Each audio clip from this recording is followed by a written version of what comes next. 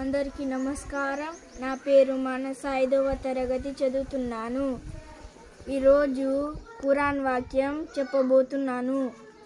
దేవుడు తానే తన ప్రతినిధి వేషములో భూమి మీద తిరిగి ప్రత్యక్షముగా జ్ఞానమును చెప్పి తన జ్ఞానము ఎప్పటికీ ప్రజల మధ్య ఉండులాగున గ్రంథ రూపములో జ్ఞానమును ఇచ్చిన గుణములతో నిండిన మనుషులు గుణముల మాయా ప్రభావము చేత గ్రంథమును కూడా చూడారు.